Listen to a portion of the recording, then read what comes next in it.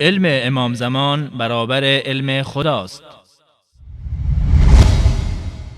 درباره علمم حالا پروردگار در قرآن فرموده و ما اوتیتم من العلم الا قلیلا، از دانش یه ذره‌اش پیش شماست. این قرآن. امام باقر میفرماد علم یعنی یه حقیقتی از الف تا یا که حضرت میفرماید از زمان آدم ابوالبشر تا روز ظهور 12 ماه الف علمگیر بشر اومده، از ب تا ی رو پروندهش رو 12 ماه میاد وا میکنه. خب این قرآن و این روایت.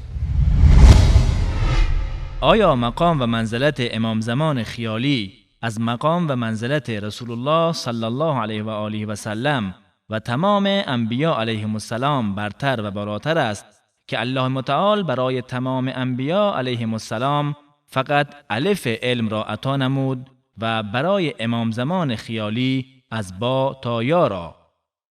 و اگر نسبت علم این امام خیالی در برابر علم انبیا 99 برابر است، پس چرا الله متعال درباره شأن و منزلت والای او یک آیه نازل نکرد تا مردم بدانند که علم تمام انبیا و کتابهای آسمانی در برابر آن موجود خیالی هیچ است و باید منتظر یک ابرپیامبر جدید باشند که بیش از 11 قرن است 99% حقایق و هدایتها را با خود به چاه سامرا برده است و امت اسلام را در ضلالت و گمراهی رها کرده تا به همان 1% علم دین دلخوش باشند.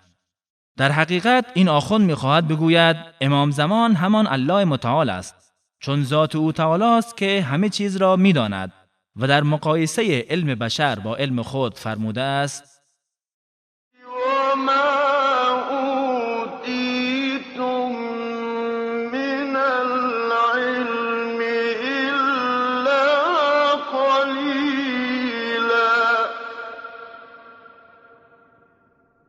و جز اندکی از علم و دانش به شما داده نشده است.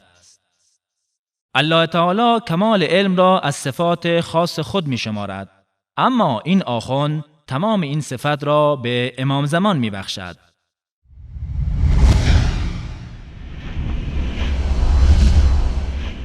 غلو در امام زمان خیالی.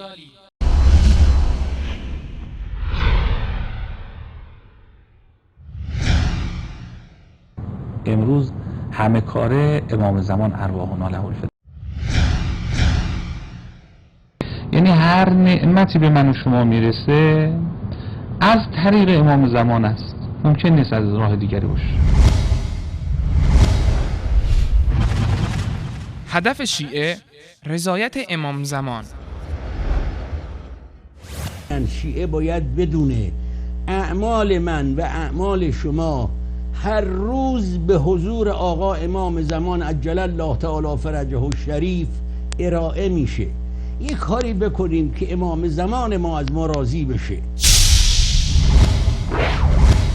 امام زمان شریک قرآن.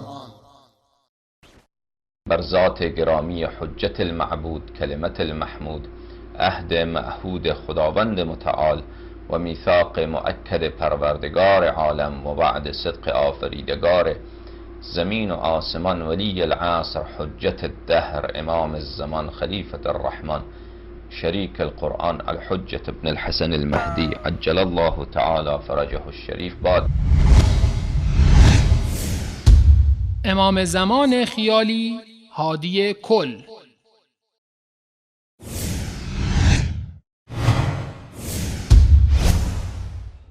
هدایت در دست اون کسی است که یهدی الله لنوره من یشاء.